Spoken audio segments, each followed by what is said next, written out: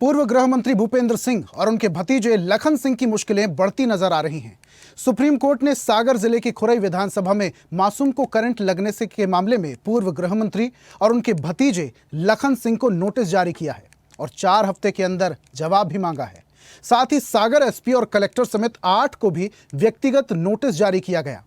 इनमें मध्य प्रदेश सरकार और मानव अधिकार आयोग भी शामिल है। क्या है पूरा मामला और अब तक क्यों नहीं मिला मासूम को इंसाफ, देखिए इस रिपोर्ट में। यही वो 14 वर्षीय बच्चा मानस शुक्ला है जिसकी इंसाफ की गुहार देश की सबसे बड़ी अदालत सुप्रीम कोर्ट ने सुनी है।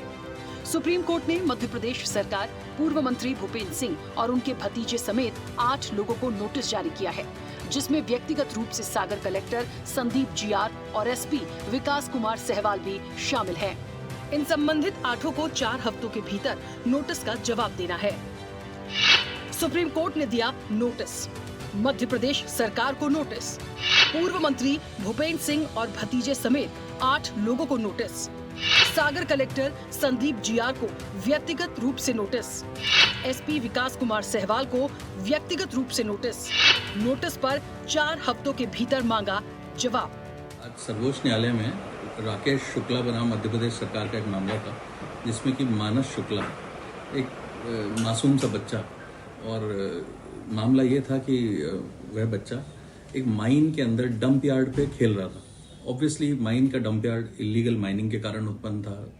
माइनिंग की बहुत सारी इरेगुलरिटीज, डिस्ट्रिक्ट अथॉरिटीज को सेवरल कंप्लेंट्स के बावजूद वह यार्ड बना हुआ था, डंपिंग यार्ड था। ऊपर से हाई टेंशन लाइन आई और दुर्घटनावश बच्चे के दोनों हाथ भी काटने पड़े। अब इस मार्मिक मामले पे जो निंदनीय और जो एक गंभीर स्थिति है वो यह है कि मध्य प्रदेश सरकार उस बच्चे की ना तो एफआईआर रिकॉर्ड करती है। बच्चे के पिताजी दर दर ठोकरे खाते हैं, मल्टीपल टाइम्स कई बार एसपी के पास जाते हैं, उन्हें डेथ थ्रेट्स दिए जाते हैं। उल्टा चोर कोतवाल को डांटे चरितार्थ होता यह है कि बार बार चक्कर काटने के बावजूद सीरियस डेथ थ्रेट्स होते हैं और वो विवश होकर एनएचआरसी जाते हैं। एनएचआरसी ऑर्डर करता है, एक कंप्लीट क्लियर कट ऑर्डर ये रहता है कि इनके खिलाफ एफआईआर और जल्द हो। उसके बावजूद, उस सब के बावजूद होता यह है कि उल्टी एफआईआर इन पर ही करने की बात चल जाती है। इस संपूर्ण बात को लेकर एनएचआरसी के ऑर्डर, सीरियस हिदायतें को लेकर जो मध्य प्रदेश का ये जो जंगल राज है, जो एक ऐसी स्थिति है जिसके अंदर कोई एक आम नागरिक करे तो करे क्या, इस पे आज सुप्रीम कोर्ट ने मामले को कॉग्निजेंस लिया, सीरियस कॉग्निजेंस लिया, नोटिस इशू करे और 4 हफ्ते का सरकार को टाइम दिया है कि जवाब दें। और तल्ख टिप्पणियां भी करी कि क्यों ना जो इसमें एक मंत्री हैं जिनसे ये माइन संबंधित है, उनका नाम श्री भूपेंद्र सिंह जी, तो क्यों ना उनके खिलाफ ही एफआईआर हो, क्यों ना एसपी के खिलाफ एफआईआर हो। आप उल्टी एफआईआर करने लग गए। तो इस टिप्पणी के साथ सुप्रीम कोर्ट ने 4 हफ्ते का समय देते हुए नोटिस जारी किया। अब आपको बताते हैं पूरा मामला क्या है। दरअसल सागर के बीना थाना क्षेत्र के बरदा गांव के मानस शुक्ला को बिजली के हाई टेंशन तार की चपेट से एक हाथ गंवाना पड़ा। पूरी दर्दनाक कहानी सुनिए खुद मानस शुक्ला की जुबानी। जल यात्रा समाप्त हुई, हम लोग वापस घर जा रहे थे तो भूपेंद्र सिंह एवं लखन सिंह की क्रेशर वहाँ पे अवैध रूप से चल रही है। जो मुख्यमंत्री मार्ग है उस पे इन लोगों ने अवैध रूप से इस पे ढंगी लगा रखा है, गिट्टी बजरी एवं।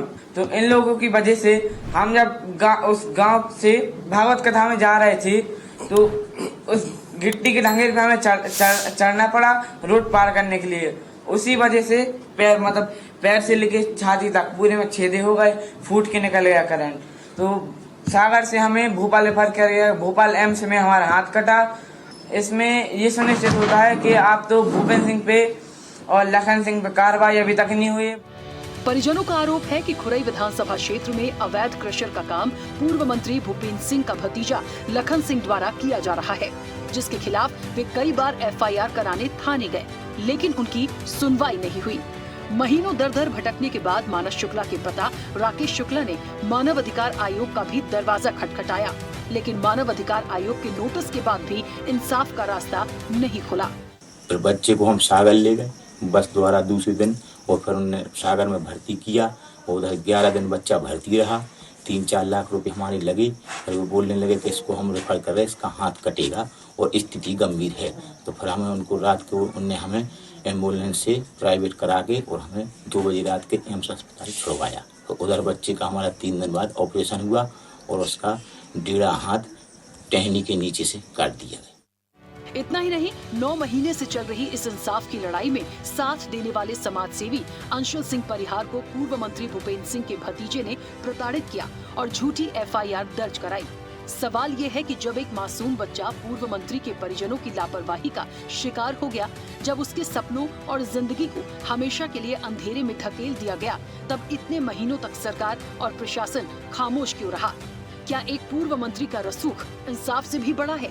सुप्रीम कोर्ट की सख्ती ने अब इस केस को नई दिशा दी है, लेकिन बड़ा सवाल यही है कि क्या दोषियों को सजा मिलेगी और क्या पूर्व मंत्री भूपेंद्र सिंह पर FIR होगी? प्रशासनिक मामले में लापरवाही बरतने वाले कलेक्टर और SP पर भी कार्रवाई होगी। ब्यूरो रिपोर्ट, स्वदेश न्यूज। और ऐसी ही ताजा खबरों के लिए लाइक, फॉलो और यूट्यूब पर सब्सक्राइब कर बेल आइकन जरूर दबाइए और हर अपडेट के लिए विजिट कीजिए swadesh live.com।